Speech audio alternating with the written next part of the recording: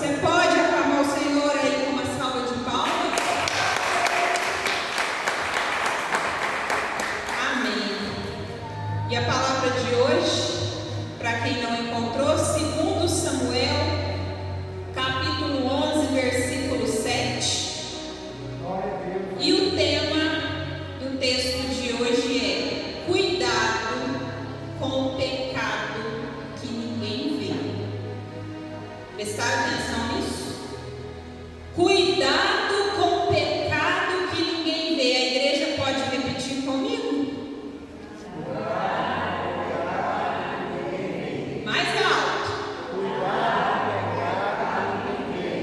É isso mesmo. No momento que eu recebi o convite do pastor João para trazer uma palavra para a igreja, ardeu no meu coração de falar hoje para a igreja do Senhor: cuidado, crente, com aquele pecado que você acha que ninguém está vendo, que você acha que ninguém está observando. Pode ser que os homens não vejam, mas debaixo dos olhos de Deus nada fica em oculto. Amém?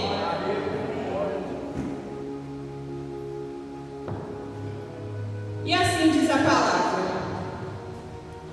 então disse Natã a Davi: tu és o homem, assim diz o Senhor, Deus de Israel. Eu te ungi rei sobre Israel, e eu te livrei das mãos de Saul. Dei-te a casa de teu Senhor e as mulheres de teu Senhor em teus braços, e também te dei a casa de Israel e de Judá. E se isto fora pouco, eu teria acrescentado tais e tais coisas. Por que, pois, desprezastes a palavra do Senhor, fazendo o que era mal perante ele? A Urias, o heteu, feristes a espada, e a sua mulher tomastes por mulher, depois de o matar com a espada dos filhos de Amon. Agora, pois, não se apartará a espada jamais de tua casa, porquanto me desprezastes e tomastes a mulher de Urias, o heteu, para ser tua mulher. Assim diz o Senhor: eis que da tua própria casa suscitarei mal sobre ti, e tomarei tuas mulheres à tua própria vista, e as darei a teu próximo, o qual se deitará com elas em plena luz deste sol. Amém? Amém. Podem se assentar.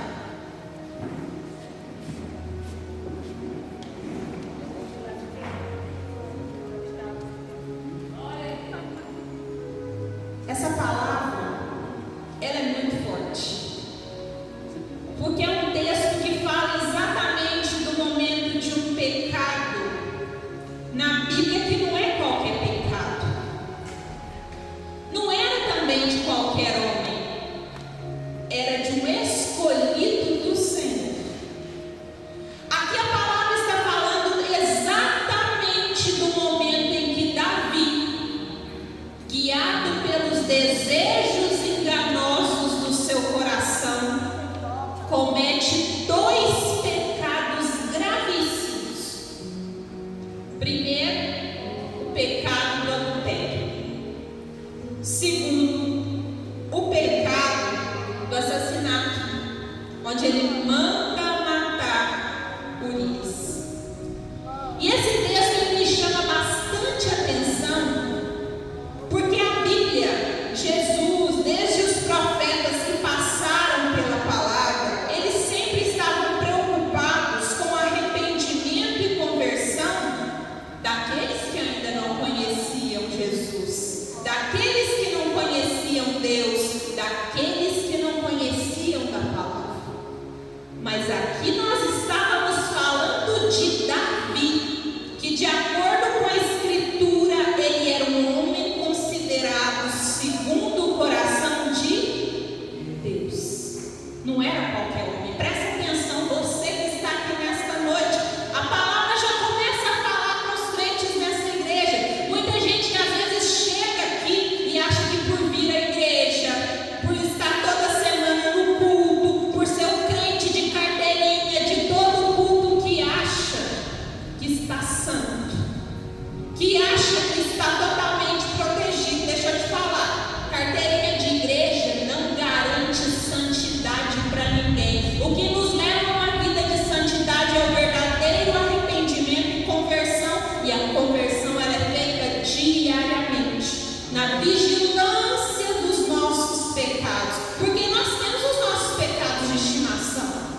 a gente precisa andar em vigilância para não cair no erro. Quem se lembra aqui quem é Davi? Davi, filho de Jessé, o filho mais moço de Jessé, aquele que foi ungido por Samuel. O Senhor ele já observava Davi antes mesmo de Samuel chegar até a casa dele. Tanto que qual foi a ordenança do Senhor no momento em que Samuel vai à casa de Jessé? O Senhor fala: Samuel, presta atenção. Quando você chegar até a casa de Jessé, não fique focado na aparência dos filhos de Jessé, porque quem olha para a aparência é o homem. Eu estou sempre olhando para o coração. Por que ele estava falando aquilo para Samuel naquele momento? Porque o Senhor ele já estava preparando Davi, só que ele não tinha porte para ser o rei. Dos filhos de Jessé, ele era o que tinha menor estatura. Ele era o pastor de ovelhas, enquanto os seus irmãos, principalmente os mais velhos, eles já serviam, eram soldados do exército de Saul. Então é por isso que o Senhor dá essa ordenança no momento em que Samuel vai ungir Davi. E quem conhece aí a trajetória de Davi sabe o que aconteceu. Ele é ungido, posteriormente, mesmo sem ele ter porte para ser um servidor do exército, ele derruba Golias. A partir daí, ele vem depois a ser o rei de Israel, sucessor de Saul. Ele foi perseguido também por Saul, mas era um homem que estava com seu coração sempre inclinado para as coisas do Senhor. A palavra diz que Davi chegava a orar 3 vezes ao dia, de manhã, de tarde, de noite. Os salmos falam sobre isso. E por inúmeras vezes, ele mesmo nos seus salmos, ele confessa ao Senhor os seus pecados. E é por isso que a gente fala tanto que ele é um homem segundo o coração de Deus. Porque quando a gente fala sobre isso, muitas pessoas pensam que é porque ele é igual ao Senhor. Não. É porque ele reconhecia a sua pequenez. Ele reconhecia que ele precisava ver o seu pecado e modificar os seus comportamentos. Mas chega um dia e o que acontece? Davi, anualmente o rei precisava ir para a linha de frente da guerra. Estava ali naquele momento acontecendo uma guerra onde eles precisavam derrotar os amonitas. Só que Davi, naquele dia específico, ele resolve não ir para a linha de frente. Davi, ele manda Joabe, que era o seu servo, juntamente com os seus outros servos. Ele não vai para a guerra. Presta atenção nisso aqui, para vocês contextualizarem dentro do texto. O rei ia para a linha de frente da guerra, mas neste dia em específico ele resolve ficar em casa. Presta atenção, é a hora que o Senhor também está nos chamando para vir para a casa dele, para servir. Está na linha de frente e a gente resolve o quê? Hoje eu não vou. Hoje eu vou ficar em casa, hoje eu vou cansar. Quantos aqui hoje relutaram para estar na casa do Senhor? Para vir servir? Por causa da chuva? Tinha inúmeros pretextos para não estar aqui. Eu estou cansado, eu estou desanimado. É a hora em que o inimigo chega na nossa vida para colocar distrações, para tirar o nosso foco do alvo que é Cristo. E ali naquele momento Davi fica em casa e ele manda para a linha de frente da guerra Joabe, juntamente com seus servos. E no momento em que ele fica em casa, Davi, na ociosidade, o que é a ociosidade? A hora que eu não tenho nada para fazer, eu fico ali pensativo. Ele chega no terraço do palácio real, da casa real. E na hora que ele chega no terraço, ele avista quem? Batseba, aquela mulher formosa que se banhava. Presta atenção, ele deveria estar onde, igreja? Aonde? Na guerra. Mas ele resolve ficar em casa. É o que acontece muitas vezes conosco no momento que o Senhor nos chama para a guerra e a gente quer ficar em casa.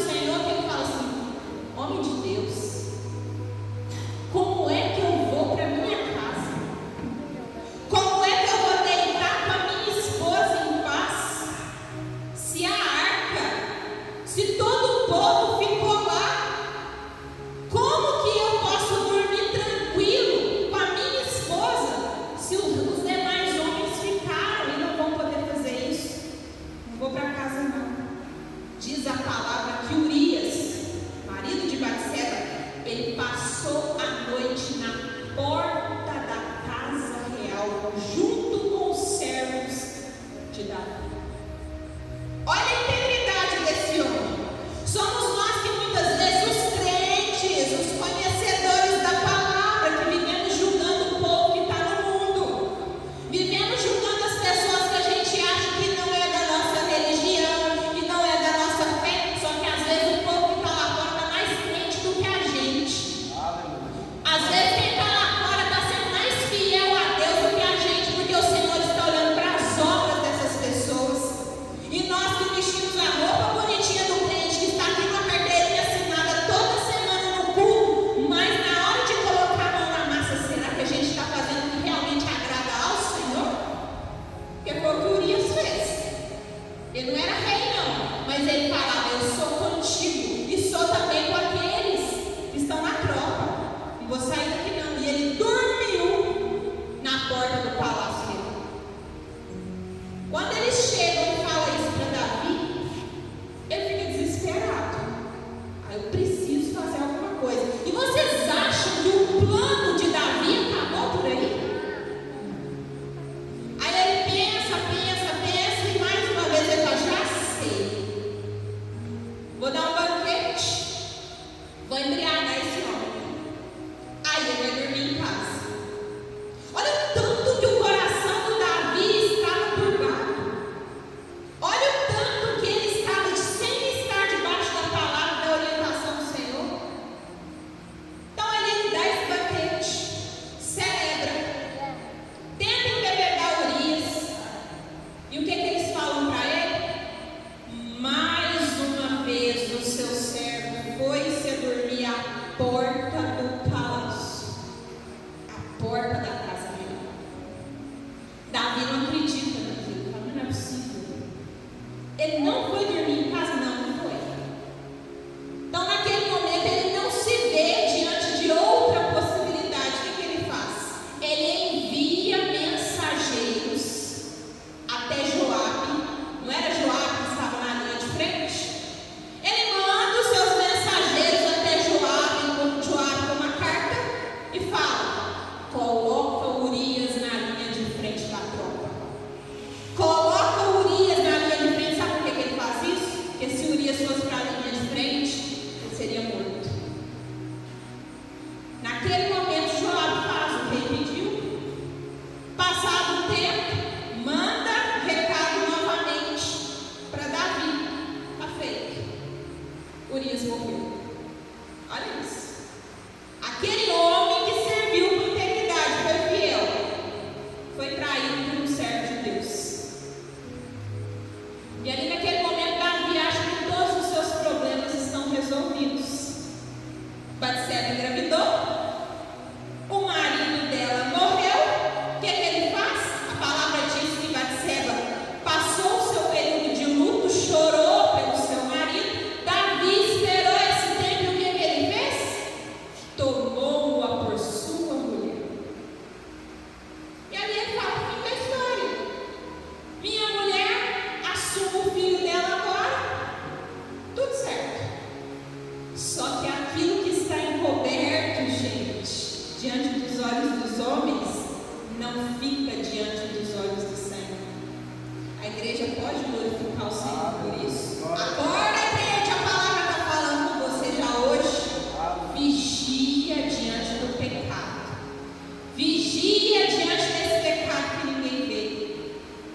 Então o Senhor envia o profeta Natan até Davi para alertá-lo do seu erro, mostrar para ele o que estava acontecendo.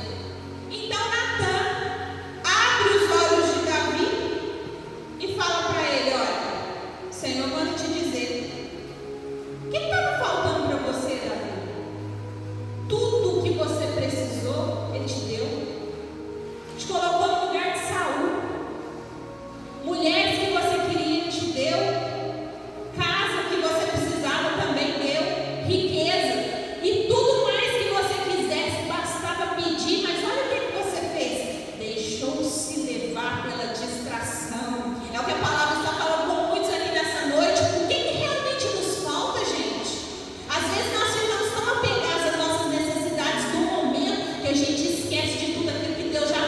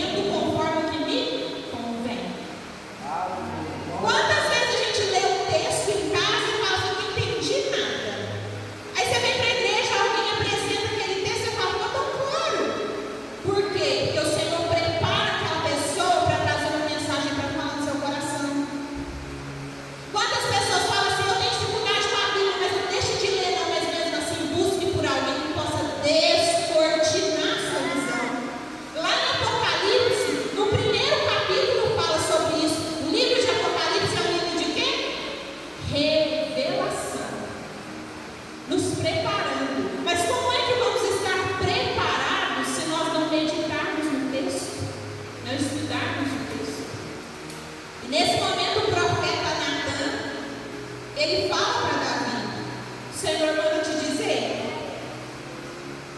Ele manda te dizer, Davi, ninguém viu o pecado que você cometeu. Adulterou? Ninguém sabe. Engravidou, Batseba? Ninguém sabe. Mandou matar Urias? Ninguém sabe. Mas ele manda te dizer que aquilo que ficou em oculto na terra não vai permanecer, que ele vai fazer justiça. A mulher, olha isso. Lembra que o homem foi entregue à espada? Urias? Ele fala: as tuas mulheres, a justiça virá na tua própria casa. Não vai nem precisar ir longe, não, tá? Vai ser gente estranha que vai fazer justiça, não. Vão ser os seus. O Senhor vai fazer justiça. É aquela hora que nós, os crentes, questionamos e falamos assim: depois que eu converti, minha vida ficou mais difícil. Parece que depois que eu passei para crente, a minha vida ficou pior que estava. Não, ficou pior que estava, não. É porque agora você está numa vida de santidade, ou pelo menos deveria estar. Você começa a observar as coisas com maior clareza e você vai vendo as consequências de uma vida de pecado sendo apresentada na sua frente.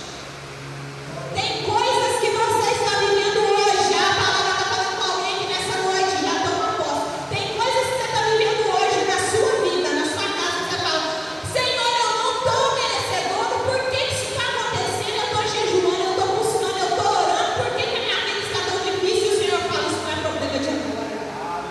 Isso é consequência do que você plantou lá atrás.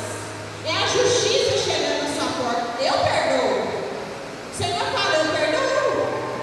Não estou dizendo que eu perdoo, não, mas haverá consequências.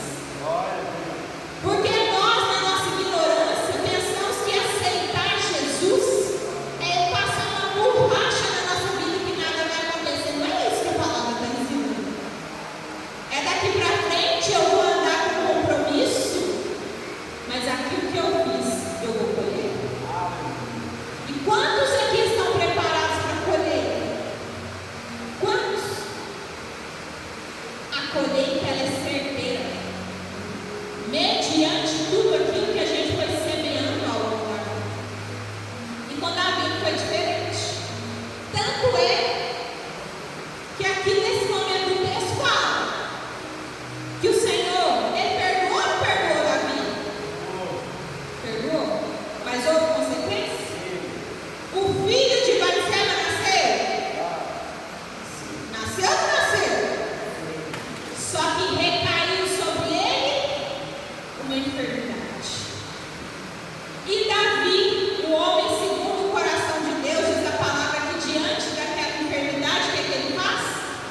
Ele se prostra em adoração. Ele ora, ou seja, ele vai usar de todos os recursos que nós crentes também utilizamos no momento da prova. Não é isso que a gente faz? A prova chega na nossa porta, o problema chega na nossa casa, a gente coloca em oração, dobra o joelho, faz jejum, lamenta, pede misericórdia do Senhor. Ele está olhando, observando, mas tem coisas que ele fala: isso aí você vai ter que passar. O Senhor está falando com algumas pessoas aqui nessa noite: isso aí você vai ter que passar. Isso aí é para você aprender para não fazer de novo. Tem pessoas aqui que estão na mesma situação que Davi, que está lá no palácio, no terraço da casa real, observando o que não era para observar. O Senhor está falando: bloqueie esse contatinho que não é mais para você estar com ele.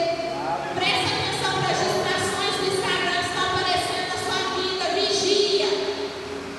Você está como Davi no terraço de casa, observando o que não era para observar. É aquela hora que você fala assim: eu vou só dar uma espiadinha no pecado, eu vou só fazer uma visitinha, eu vou só me assentar nessa rodinha. E o Senhor fala: cuidado, porque aí é a brecha que o inimigo está precisando para entrar na sua casa. É a brecha que o inimigo está precisando para entrar na sua família. Vigia.